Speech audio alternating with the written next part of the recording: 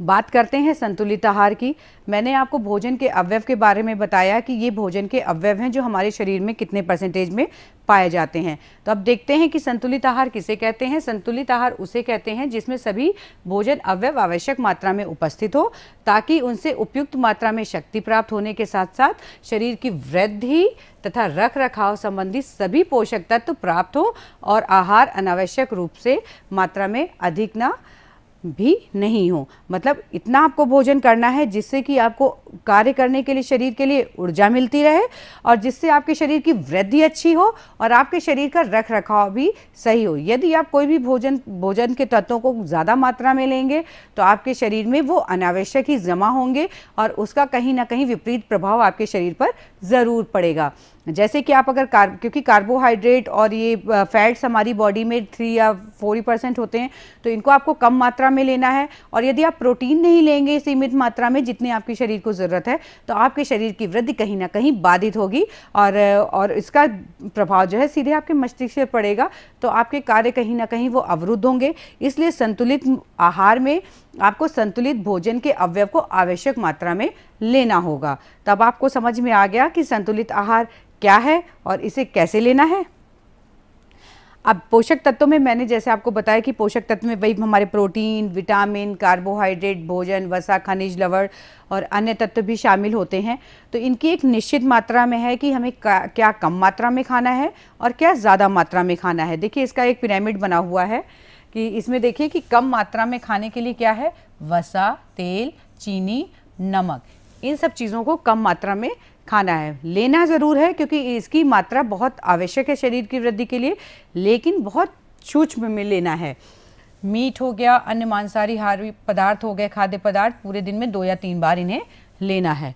अब बात करते हैं कि किन खाद्य पदार्थों को ज़्यादा मात्रा में लेना है। तो हमें फल और सब्जियों को पूरे दिन में 2 से अधिक बार में हम इसका सेवन कर सकते हैं।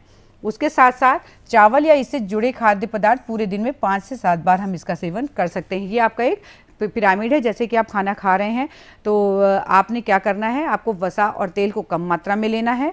उसके साथ साथ आपने चावल, दाल और फल सब्जियों को पूरे दिन में आप 2 से 3 बार ले सकते हैं।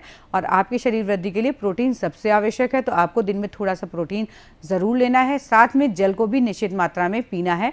यदि आप जल पिए और सारी चीज़ें संतुलित आहार संपूर्ण मात्रा में ले रहे हैं और ये जल की मात्रा कम होगी तो कहीं ना कहीं आपकी जो वृद्धि है वो बाधित होगी। इसलिए आपको निश्चित मात्रा में हर चीज़ का सेवन करना है। तो जैसे कि पोषक तत्वों की बात करते हैं तो हरी सब्जियों में सभी प्रकार के ज़्यादातर खनिज, लवण और पोषक तत्व मिलते हैं, विटामिन भी होते हैं। तो हरी सब्जी भी आपने खूब खानी है। फलों में भी इसी प्रकार के मिनरल्स मिलते हैं, क्योंकि कुछ मिनरल्स ऐसे होते हैं जैसे मैंने आपको पिछली की कक्षा में बताया था, कैल्शियम है, फास्फोरस है। तो ये सब चीज़ें बहुत ज़रूरी हैं जो हमारे शरीर की वृद्धि के लिए आवश्यक हैं। और ये क्यों आवश्यक हैं? क्योंकि हमें अपने शरीर की, जब हम संतुलित मात्रा में भोजन करते हैं तो हमारा शरीर स्वस्थ रहता है और रोग प्रतिरोधक क्षमता का विकास होता है। अब ये संतुलित आहार जो हम ले रहे हैं इसके क्या क्या फ़ायदे होंगे, चलिए एक एक को जानते हैं। यदि हम संतुलित आहार लेंगे तो क्या होगा, हमारा जो वजन है वो भी नियंत्रित रहेगा। क्योंकि यदि हम संतुलित में खाएंगे, हर चीज़ संतुलित है, तेल कम मात्रा में है, प्रोटीन की सीमित मात्रा ले रहे हैं, विटामिन मिनरल सही ले रहे हैं, पानी सही ले रहे हैं, तो हमारा जो वज़न है वो बिल्कुल सही रहेगा। दूसरी चीज़ मैंने जैसे आपको बताया कि आपका इम्यून सिस्टम अच्छा रहेगा। अगर इम्यून सिस्टम अच्छा रहेगा तो बीमारियों का भी खतरा कम हो जाएगा और आप स्वस्थ रहेंगे। बीमारियाँ कम होंगी तो जितनी बीमारियाँ शरीर में कम होती हैं उतना ही विकास अच्छा होता है। दूसरी चीज़, यदि आप अच्छा भोजन और स्वस्थ भोजन करेंगे तो क्या होगा, आपको शरीर को प्रॉपर ऊर्जा मिलेगी, तो कहीं ना कहीं आपको कार्य करने में एक अलग उत्साह महसूस होगा। तो वो ऊर्जा आपको आपके संतुलित भोजन से ही मिलेगी। और यदि आप संतुलित भोजन करेंगे तो किसी काम में आलस्य नहीं महसूस करेंगे, हमेशा ही ऊर्जावान महसूस करेंगे, हमेशा किसी कार्य को करने के लिए। तो शरीर को ऊर्जा भी संतुलित भोजन द्वारा मिलती है। अब यदि हम संतुलित भोजन कर रहे हैं तो बीमारियों का खतरा कम है और शरीर को ऊर्जा भी मिल रही है, जिससे कि क्या होगा, हमारा जो मानसिक संतुलन है वो ठीक रहेगा, यानी मानसिक जो है वो स्वस्थ होगा और हम मूड से भी हमेशा अच्छे रहेंगे। और यदि हमें हर चीज़ प्रॉपर मिल रही है तो क्या होगा कि हमारी जो नींद है वो पर्याप्त रहेगी, हम अच्छे से सोएंगे और अच्छे से हम विकास और कार्य करेंगे। यदि हम संतुलित आहार नहीं लेते हैं तो क्या होगा, कई रोगों के बारे में मैंने आपको बताया था कि प्रोटीन की कमी से क्वाक्शिंगकोर रोग हो जाता है और बहुत ऐसी बीमारियां हैं जो आपके शरीर में हो सकती हैं, जिसकी चर्चा मैंने करी थी। घेंगा रोग है आयोडीन की कमी से।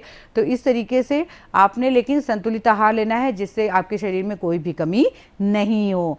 तो यदि हम संतुलित आहार नहीं लेंगे तो ये भी जान लेते हैं कि क्या होगा। यदि हम संतुलित आहार नहीं लेते हैं तो कहीं ना कहीं उस पोषक तत्व की कमी से कुपोषण हो जाता है हमारे शरीर में। और ये कुपोषण कहाँ कहाँ देखने को मिलता है?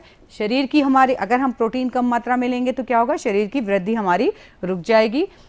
उसके साथ साथ क्या होगा? यदि हम प्रोटीन या सभी पोषक तत्वों को संतुलित मात्रा में नहीं ले रहे हैं तो मांसपेशियां ढीली होने लगेंगी या सिकुड़ जाएंगी।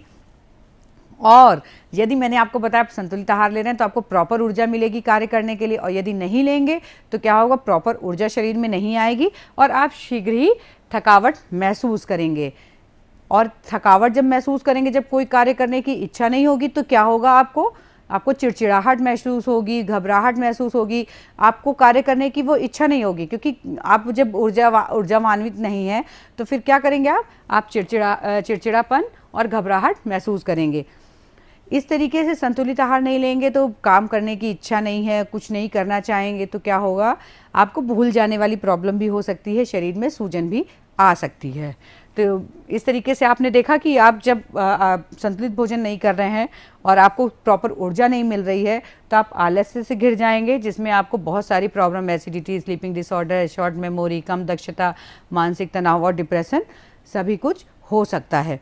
तो इसीलिए आपको बताया जा रहा है कि संतुलित आहार आपको कैसे लेना है और क्या लेना है और कितनी मात्रा में लेना है।